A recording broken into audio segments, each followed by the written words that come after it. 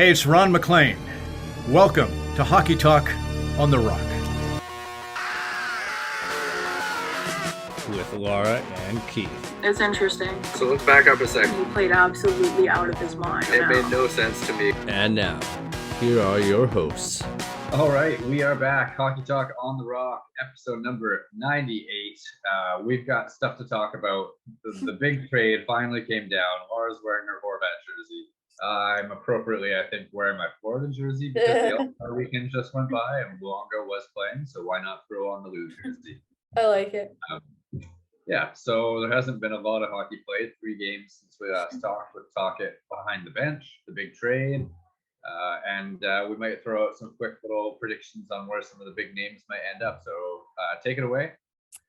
Yeah, so I mean, the biggest news as a Canucks fan, I mean, there's 2 actually, because we didn't talk about Kuzmenko, but we can talk about that after. But the biggest news was them trading their captain in Bo Horvat to the Islanders, which is very appropriate for Canucks history. Some parallels there with Trevor Linden a little bit. And the Islanders, Friedman threw them out that morning on 31 Thoughts, but they were not the team that you would have thought, at least for me, would be buying on Bo Horvat. And the Canucks received, the package they received in return was fine. I think it's pretty standard for a rental player. So they get the prospect in Ratu, who I don't think anyone really knows what he's going to be yet. He's kind of an unknown. And then the first round pick, which from the Islanders is worth more than if it was from, say, Boston or Colorado or whoever. So I think they did well with the pick, especially considering the fact that it could be unprotected next year. The Islanders right now are not in a playoff spot, so it's possible that it slides to next year, which would be more interesting, I think, for Canucks. And then Anthony Beauvillier, who, I think he plays better for the Canucks. I would be surprised if he doesn't produce more just because of the way that the team plays, although Tocchet is playing obviously more defensive than Boudreau. But I think he might be someone that they could end up flipping next year for an asset. Nothing huge, but I think that he could work for them for this time. But that being said, it does still kind of sting a little bit. And I am very 50-50 on this in the sense that they needed to trade him. 100% they needed to trade him. It just sucks that it came down to it.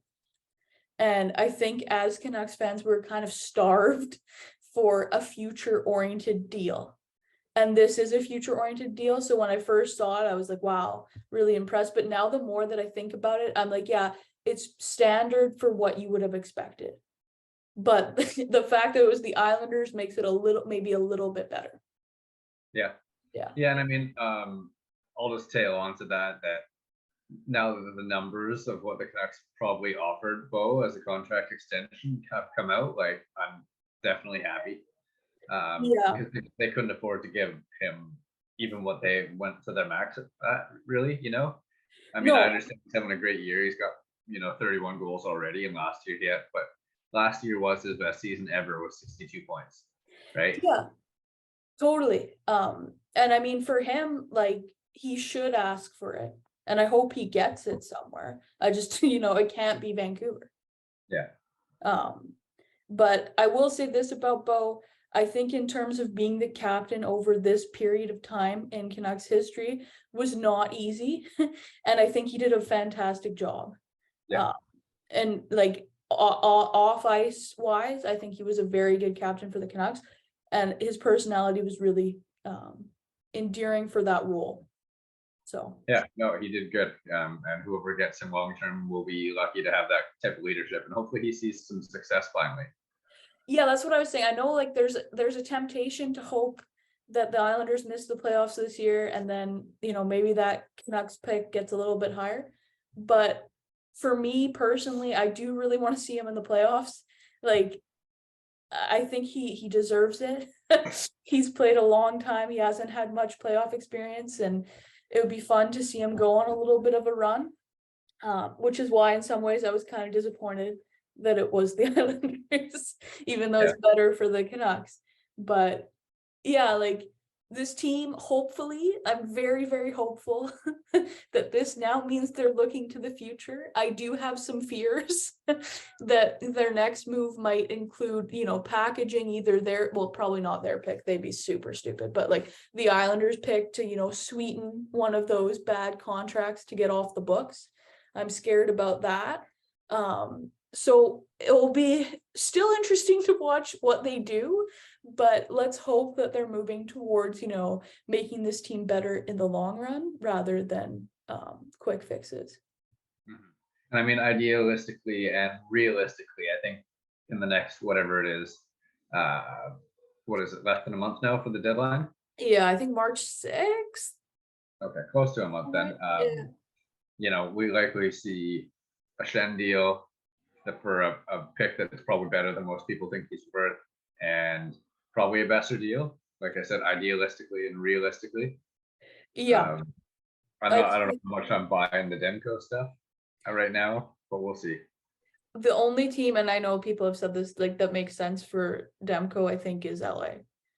Pittsburgh, I think. I saw Pittsburgh's up there. Pittsburgh could too, and I guess Buffalo. Those are like the three, but LA does have like the young kind of prospects that are ready to make the jump that I think the Canucks would like. But I don't really buy it in season. I think if they trade him, it will be the off season. And I think Shen for sure. And I think that if they can move Besser, they will. But they'll probably have to retain. Yeah. And Besser becomes even more expendable since, like you alluded to earlier, Kuzmenko got extended for 2 years at 5.5. I think the consensus is, when I'm talking to like my hockey pool group, is like great contract, wrong time. Totally. And I mean, like I was listening a little bit before here to some talk about trading Sam Lafferty from Chicago at the deadline and how he's like, an affordable young player and how he could fetch a good return. And I think to myself, well, like the Canucks had such a good opportunity with Kuzmenko.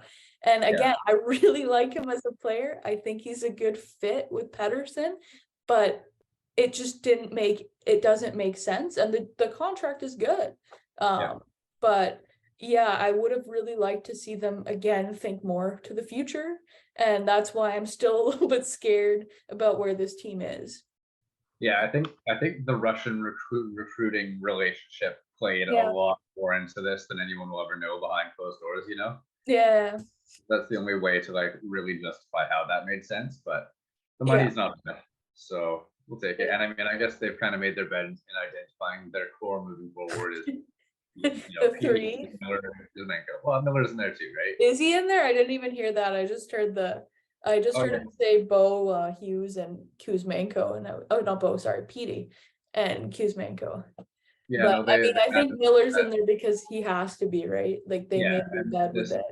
The last, I think it was Friday talk, it was on the radio doing an interview, and they talked about, who's going to get letters on their chest and stuff like that.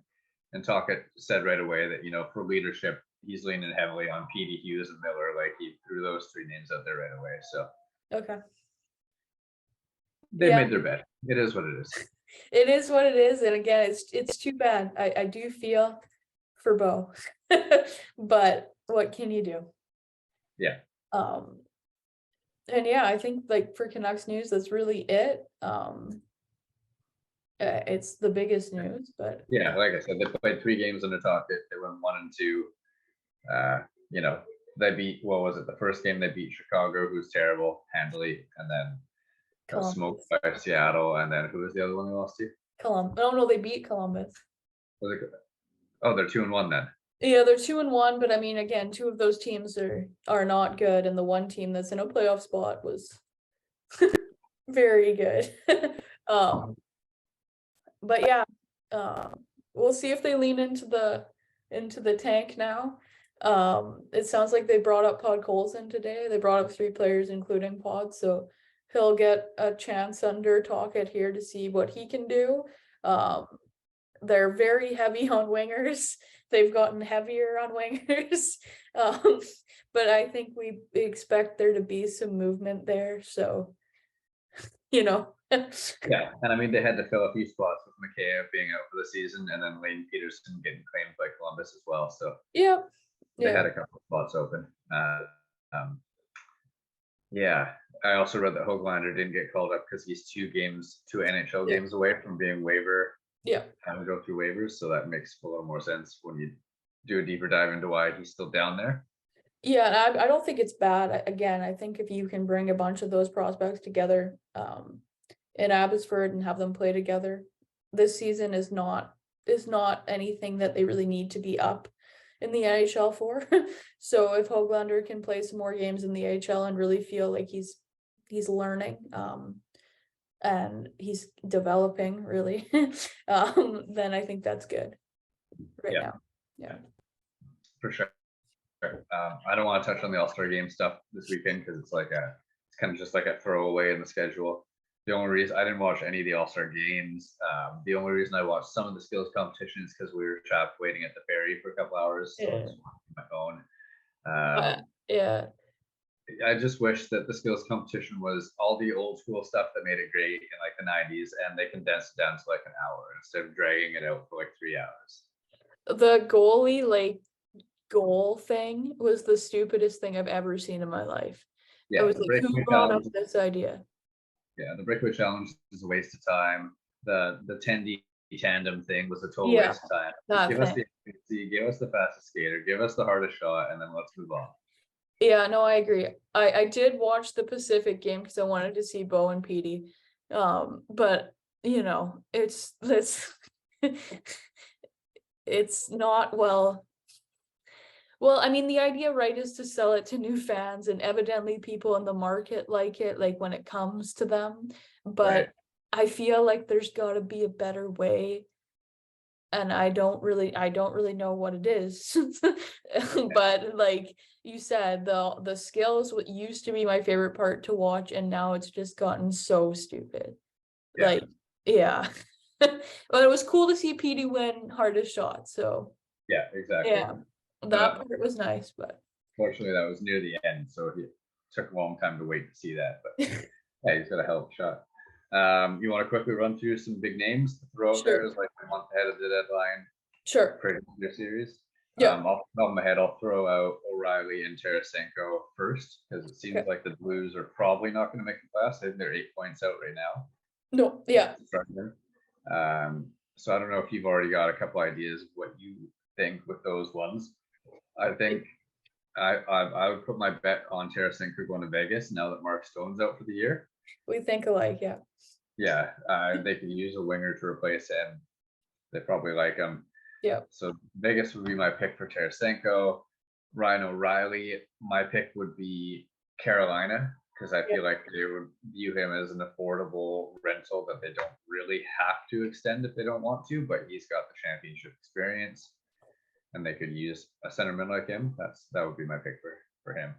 Yeah, I like Carolina for O'Reilly too. I said possibly Seattle only because I know that they were interested in Bo, and he's a center with Stanley Cup experience. That team is going to make the playoffs surprisingly, and I feel like they could use some more experience. Although they do have like Burakovsky and stuff.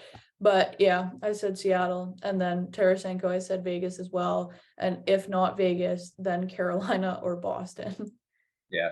I can see Boston getting a winger. Like I know they were interested in Horvat, but they're pretty strong down the middle when everyone's healthy with Bergeron, Krejci, and Coyle. Yeah. So yeah, what was the wing? Who was the winger I was looking at for Boston? Who's some names that are available here? There's Timo Meier. That was it. Timo Meier, I see Timo Meier going to Boston. Yeah, I put New Jersey because that's the rumor, but then I said Carolina is the other option too, because again, like with Pacioretty on LTIR, they have money, so I could see that also fitting. They're gonna do something, but I don't know what. But Boston makes sense for Meier too. Yeah, I can see it. Yeah. Dylan Larkin, I would predict is gonna find a way to make it work and stay in Detroit. That would be my prediction. I agree. Yeah, you're gonna have to fire off some names because I only had a couple off the top of my head. Okay, Patty Kane and Jonathan Taves. We can do the two. I want to see them both move, and if they did move, I'm gonna stick with Taves to Winnipeg. Yeah. And Kane to the Rangers. But yeah. I'm also gonna say that I mostly think they're both gonna stay in Chicago. I agree. And I said the same too. The only thing that I said that could be different is I could also maybe see Vegas taking a swing at Kane if, like, because of Stone being on LTIR, basically. I can see that. But I think it's like the rumors, right, are the Rangers and Winnipeg, and those make a lot of sense for both of those players. So, but I agree. I think they both probably stay in Chicago. Maybe Kane moves over. Oh, not Kane. Sorry, Taves moves over Kane. But Okay. yeah. There's also, there's Luke. We can do the Canucks, but I mean, there's Luke Shen and then there's Brock Besser, and I feel like we're probably gonna have the same names for those. Yeah. But yeah, Ken, I think I'm buying into the scuttlebutt. It'll be Toronto. Yeah, I said Toronto or Boston. I think it's I Anyway, would have said Toronto or Tampa if I had to pick a second team. yeah, Tampa's there too. And then Besser, only because, again, the scuttlebutt, probably New Jersey. Yeah, New Jersey or Minnesota. And I know Minnesota is going to be like hard because of their cap situation. But I wonder, and this has been talked about, if the Canucks were willing to take Dumba back, even though he's expiring, to make the money work for this year. And then retain. But I don't know. I can see that. Yeah. So that makes sense. There's Klingberg and Ghost to spare. Yeah, Ghosty's hurt now. Until Yeah. after then, that doesn't mean he can't get traded. I think he still moves personally, but yeah, I could see someone like Edmonton doing Ghosty Bear. Yeah. It doesn't make sense because they need defensive defenders, but yeah. I would pick that one. And then who's the other one you just said? Klingberg. Yeah, Klingberg. Well, yeah, I don't know. That's a tough one. Who needs the offense from the blue line? I said Seattle. Oh yeah. Yeah. They were rumored like before the season, right, to be in on him, and I could see it now. I do have a fear in the Canucks that I think the Canucks are going to end up signing him in the off season. I just have a gut feeling about this. But we'll see. We'll see what happens. Who else? There's Monahan, there's Barbashev. These aren't as big now. Yeah. JVR from your boys. Yeah, actually, I just heard something about JVR in Calgary. Yeah, it makes sense. Yeah. Yeah, I don't know. I don't know who I know from St. Louis, Barbashev and Asiari or Ashiari or however you say his last name. They're both on the block. And who was the one? I guess both of them are linked to Vegas. Bruce Cassidy used to coach. Yeah. So I think Barbashev in Toronto would make sense personally, because it seems like they want another winger. And to me, he makes sense for them, but I don't know how much they're gonna buy. So yeah. But Vegas makes sense too. And then I think that's basically it for the big names besides like Dumba, who I think stays in Minnesota. But yeah, maybe goes to Vancouver. Yeah, those are my two possibilities. And then Jacob Chikrin, I think, stays in Arizona. Think so? Yeah, they've talked about this forever, and I just feel like they're gonna wait. They'll wait till the off season, and then maybe they'll actually move him. But no one's paying the price that they want, and he's having a really good year. So why would you panic move him? So off season, Ottawa or LA or what? I think Ottawa makes a lot of sense. LA has the assets. It's just if they want to pay it. Yeah.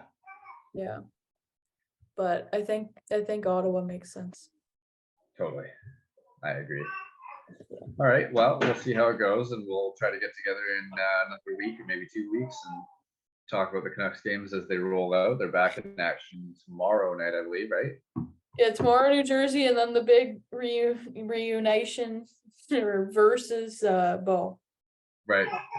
Okay. So yeah, we'll have some stuff to talk about, and maybe a few more trades will trickle in by then. So we will keep our ear to the floor and be back next time with episode number 99. Until then, this has been Hockey Talk on the Rock, episode number 98. That's Laura. I'm Keith. Thanks for listening.